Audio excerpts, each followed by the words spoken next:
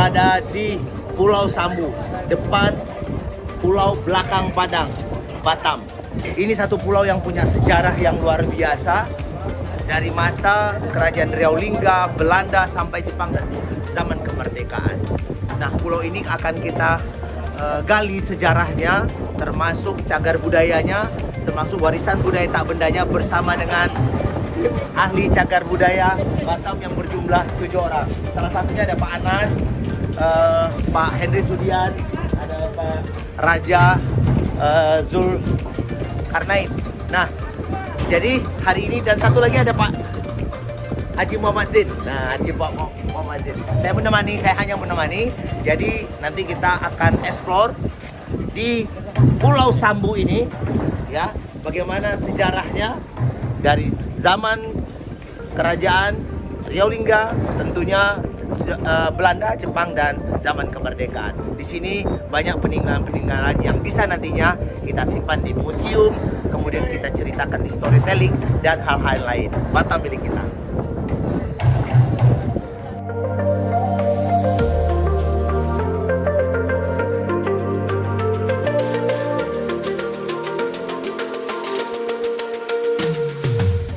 Setelah mendapatkan izin, kita mulai bergerak mencari jejak sejarah Pulau Sambu tentang zaman Kerajaan Riau Lingga, Belanda, Jepang, dan masa kemerdekaan. Pasti luar biasa.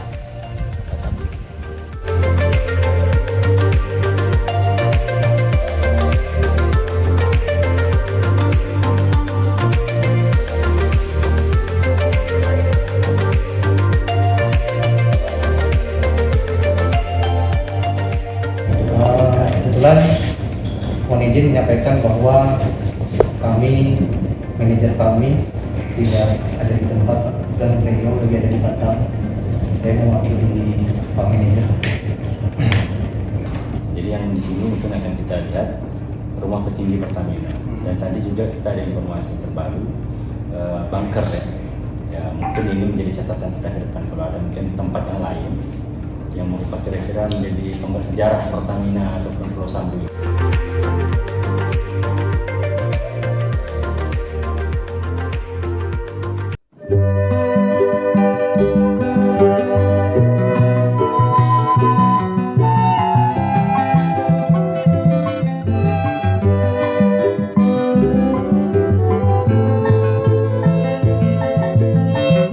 Instalasi Pulau Sambu, kalau kita lihat arsitek dari bangunannya, gayanya kan sudah lihat Belanda. Ayo kita jalan. Nah, ini juga kita lihat salah satu bangunan di Pulau Sambu. Kalau kita lihat arsitekturnya juga bergaya mungkin mix ya antara Belanda dan rumah panggung. Karena rumah panggung ini identik dengan rumah asli dari masyarakat Melayu Kepulauan Riau, khususnya Batam. Ini perlu kita rawat, perlu kita catat. Dari tim ahli cagar budaya sedang bekerja. Ini bisa kita jaga jadi salah satu kekuatan dari kebudayaan pariwisata Batam, merupakan destinasi wisata sejarah. Pulau Sambu ini di samping banyak sejarah yang tertinggal di sini yang perlu kita angkat, gali kembali, juga luar biasa alamnya. Pantainya juga cukup bagus ya, alamnya juga sangat asri ya, pohon kelapa, terus hutannya juga. Nah, yang paling luar biasa, daya tarik dekat dengan negara Singapura, sangat dekat sekali. Nah, Pulau Sambu ini di depan Pulau Belakang Padang. Nah, kalau kita lihat di ujung sana, ini Gancung namanya. Ada juga bangunan yang sudah tidak dihuni lagi, mungkin perlu dirawat ke depannya.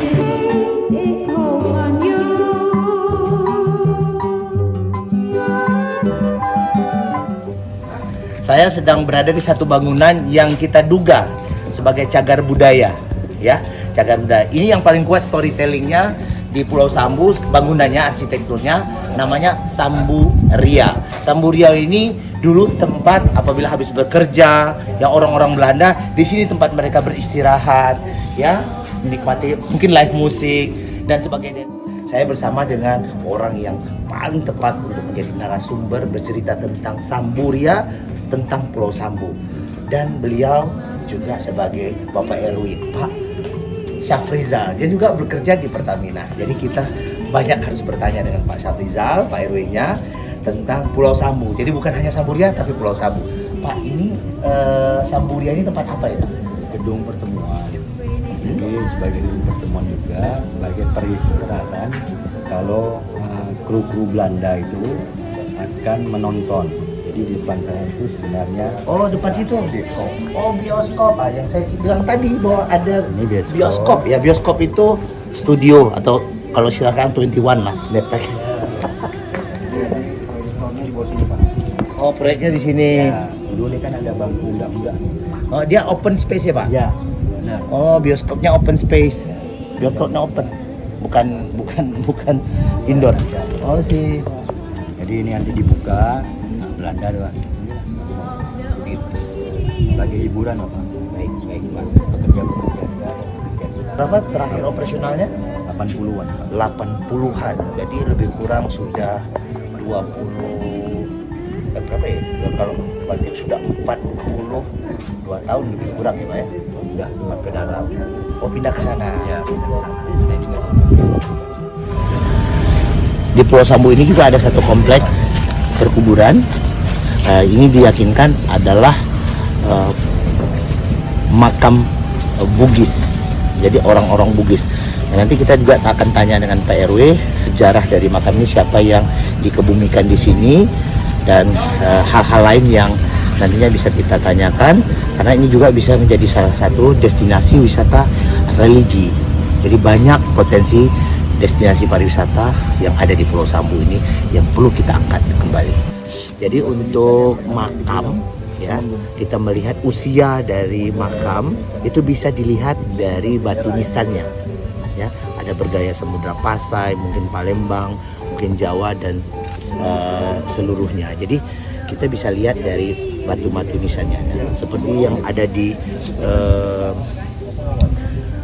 Sambu ini, makam Bugis ini, itu nisannya itu bisa kita lihat ini tahun berapa. Jadi perlu kita gali nantinya, ya, informasi ini, sehingga merupakan storytelling dari apa saja cagar budaya yang ada di Pulau Sambu ini.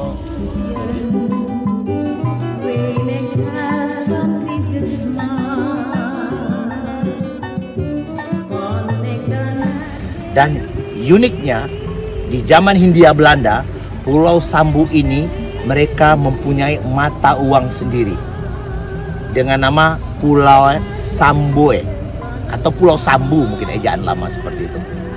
Unik kan? Luar biasa.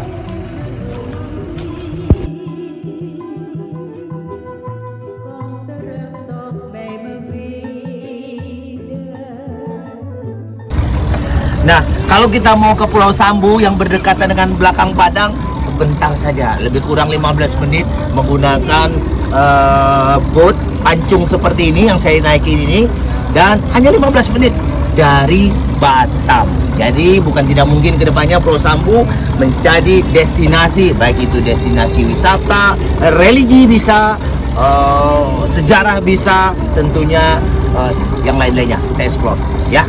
Batam milik. Saya Ardi Winata, Kepala Dinas Kebudayaan dan Pariwisata Kota Batam, dan Pak Anas sebagai Ketua Tim Ahli Cagar Budaya Kota Batam. Mengucapkan terima kasih kepada manajemen Terminal Pertamina Pulau Sambu, kemudian pemerintah Kecamatan Belakang Padang yang telah mensupport kita untuk mencari jejak-jejak sejarah Batam dari tempo dulu sampai dengan sekarang, dan banyak kita temukan yang diduga sebagai cagar budaya.